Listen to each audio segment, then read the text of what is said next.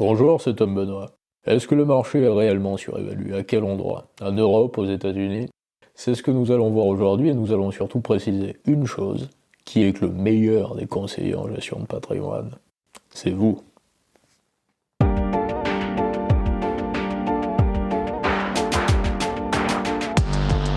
Vous écoutez À l'orée de l'écho, le podcast d'or.fr, présenté par Tom Benoît.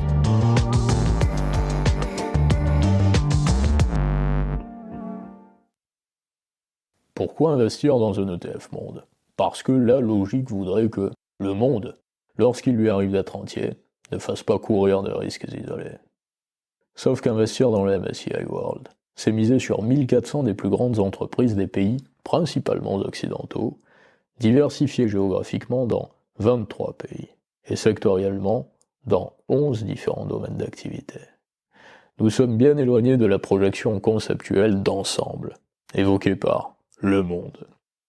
Déjà, l'indice MSCI, auquel on ajoute en français les lettres ACWI, permet de suivre plus du double en nombre de valeurs des groupes inclus dans le MSCI Monde.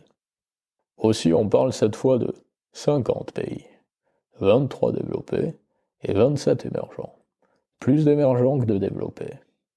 Puis, que veut réellement dire développer aujourd'hui, s'agissant de pays? Je serais curieux de le savoir. Et surtout, selon qui? Il faudrait plutôt parler de nouvelles puissances d'une part, et d'autre part de pays déclinants. Cela correspondrait plus justement à l'actualité de notre siècle. Et malheureusement, cela ne serait pas à notre avantage, nous, en notre qualité de pays européens. Le MSCI Monde est donc principalement concentré sur les très grandes capitalisations de l'Occident. Le MSCI ACWI, en français, inclut lui beaucoup de petites et moyennes capitalisations, en plus de ne pas laisser sur le bas-côté bien des pays au sein desquels le business roule comme sur des rails. L'essentiel pour investir son argent est d'observer le réel, très peu la réalité selon les autres, jamais tenir compte de la réalité des autres. Si lors d'un voyage dans une ville peu familière, en vue d'acheter un appartement, vous vous laissez guider par un agent immobilier local pour naviguer dans différents quartiers, votre hôte vous présentera au gré de vos pérégrinations au mieux les biens qu'il compte en catalogue. Au pire, parmi ceux-ci, ceux qu'il ne parvient pas à vendre, ceux dont personne ne veut. Si dans la même situation, vous payez un guide pour qu'il vous fasse découvrir la ville et qu'il vous confie tout ce qu'il convient d'en connaître, puis que vous partez parallèlement à la recherche par vos moyens de biens qui sont disponibles à la vente, là, vous serez alors en capacité de réaliser la meilleure affaire. Il en est exactement de même s'agissant d'investissement financier. Votre intérêt ne doit jamais être la contrepartie d'une façon ou d'une autre de la personne qui vous guide. Les idées impartiales que vous vous faites à propos de la situation économique mondiale doivent être celles qui vous dirigent vers la personne ou la société qui va vous assister pour mener vos investissements, et non l'inverse. Avant d'agir, prenez soin de détailler chacun des gains qui seront générés par votre investissement. Par exemple, lorsque vous investissez dans un produit structuré financier, par l'intermédiaire d'un conseiller en gestion de patrimoine, ayez toujours à l'esprit que vous achetez un produit financier qui a été élaboré par un structureur avec lequel vous n'êtes pas en contact. Dans une logique analogue à l'exemple cité précédemment, celui de l'appartement, ce n'est pas parce que votre conseiller en gestion de patrimoine présente tel ou tel produit financier dans son catalogue que vous devez y diriger votre argent. C'est parce que vous aurez cerné et compris l'avantage apporté par un produit ou par un autre que vous devez choisir l'opérateur adapté pour vous y faire accéder. La planète financière qui se dessine laisse entrevoir un croquis au contour plus impitoyable encore que par le passé. Cela signifie qu'il sera plus complexe à l'avenir de gagner de l'argent en supposant que les personnes sollicitées, ou les écosystèmes là encore, répondront aux attentes individuelles. On observe bien que dans les pays émergents que nous convoquions précédemment, le système boursier ne présentent pas autant d'importance qu'aux USA. Aux Émirats arabes unis, il y a bien des places boursières, à Dubaï ou à Abu Dhabi, mais le rôle qu'elles occupent est mineur. Le business, dans sa dimension la plus concrète, est là-bas le maître mot de la richesse. Et si la bourse présente cette qualité de pouvoir enrichir l'épargnant, le business, lui, ne fait croître les comptes bancaires des seuls entrepreneurs. À l'instar de la bourse, qui permet d'entreprendre sans avoir à le faire, l'or permet de détenir le socle de la richesse monétaire sans avoir, nécessairement même, à le dire.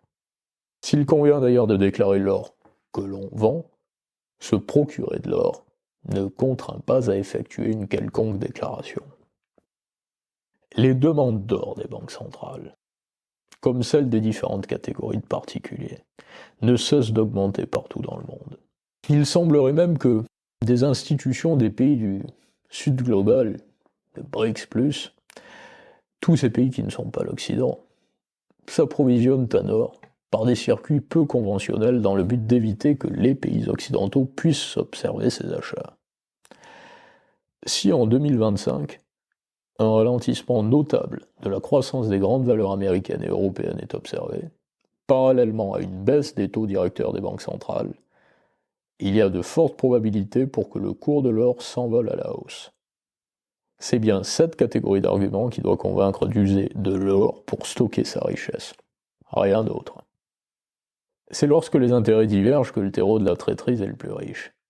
Votre conseiller en gestion de patrimoine a-t-il les mêmes intérêts que vous? Parfois, peut-être. D'une part. Sûrement. D'ailleurs, il est davantage d'usage pour un conseiller en gestion de patrimoine de proposer à ses clients d'investir dans des produits financiers plutôt que d'investir leur liquidité en immobilier. Ou, plus absurde encore, de garder celle-ci. Que le marché action a globalement fait des prouesses ces dernières années, c'est certain. Qu'il ait été plus judicieux d'y investir ses euros plutôt que de les laisser sommeiller et s'étioler, sans nul doute également. Mais, parfois, pourtant, comme le silence sait être d'or, l'argent qui dort n'est pas forcément celui qui meurt. Le tout réside dans le fait de savoir à quelle heure les bas de laine doivent être au lit ou en sortir. À ce jeu-là, il y a fort à parier pour qu'un intermédiaire potentiellement rémunéré pour ne pas laisser stagner l'argent recommande de l'investir, quoi qu'il en risque. Warren Buffett, scruté depuis presque une éternité, s'attend-il à une baisse du marché?